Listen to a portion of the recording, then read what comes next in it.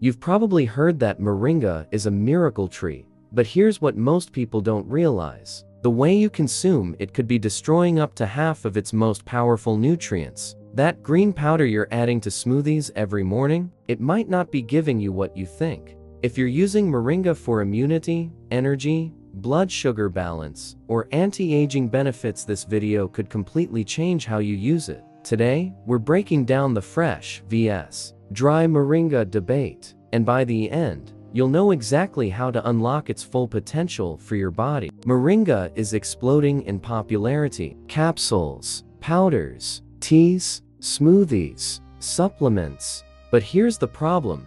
Convenience has replaced potency. Most people grab dried moringa powder because it's easy. But few understand what happens to nutrients during drying, storage, and heat exposure. Vitamin C, highly unstable. Enzymes, extremely sensitive. Antioxidants, degrade over time. This isn't about hype. This is about maximizing what you already spend money on. And by the end of this video, you'll know when fresh leaves are superior, when dry powder makes more sense, and how to combine both for maximum impact. Let's unlock the truth. Most people assume dry moringa powder is the same as fresh, just more concentrated.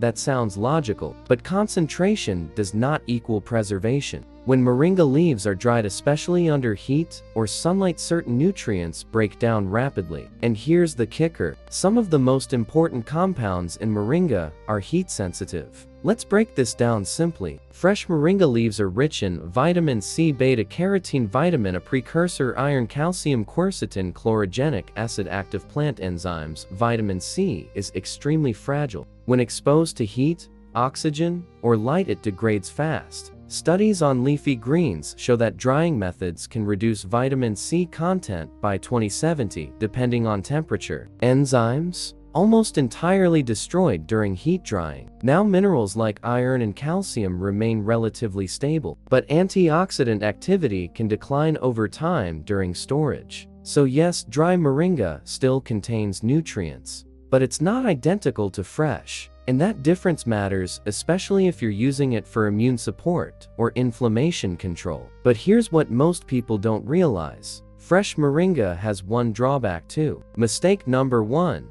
Boiling fresh moringa too long. Heat destroys vitamin C quickly. If you're cooking it aggressively for 20 minutes, you're reducing its potency. Mistake number 2. Buying low-quality powder stored in clear packaging. Light exposure degrades antioxidants. Mistake number 3. Assuming more powder equals more benefit. If the nutrient density is already reduced, increasing dosage won't fully compensate.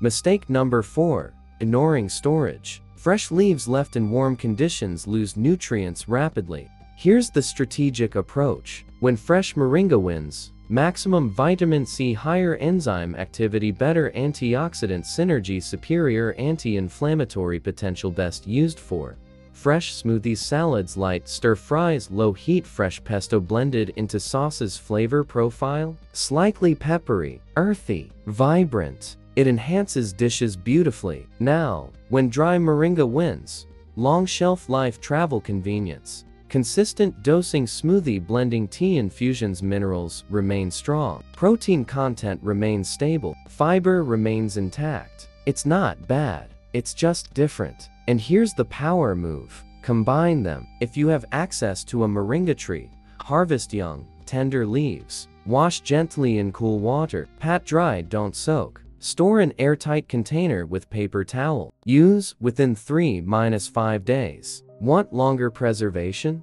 Freeze whole leaves in airtight bags. Blend into paste and freeze in ice cubes. Air dry in shade, not direct sun, to retain more nutrients. If using powder, buy from reputable source. Choose dark, airtight packaging. Store in cool, dry place. Avoid exposing to heat repeatedly. Now here's the surprising part. Using fresh moringa in small amounts daily may be more impactful than large doses of powder occasionally. Consistency beats quantity. Let me ask you something. Have you ever bought a supplement, felt hopeful, and then quietly wondered if it's even working? You're not alone. Many people use moringa expecting miracles, but results depend on preparation, timing, and consistency. This isn't about hype.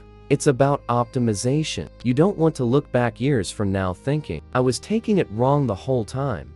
Small adjustments now can protect your long-term vitality, energy, immunity, aging, inflammation. This matters. But we haven't talked about one critical factor yet: bioavailability. Because even if nutrients are present, if your body can't absorb them properly, doesn't matter. And the final tip about absorption might surprise you. Moringa contains fat-soluble compounds like beta-carotene. If you consume it without healthy fats, absorption decreases. Add olive oil, avocado, nuts, coconut milk. Even a small amount improves nutrient uptake. This single change can significantly increase benefits. Here's the truth. Fresh moringa offers higher potency for fragile nutrients. Dry moringa offers convenience and stability. The smartest strategy? Use fresh when possible. Use dry when needed. Support absorption with healthy fats. Avoid excessive heat. Stay consistent. Don't just take moringa. Use it intelligently. If this helped you rethink how you use the miracle tree,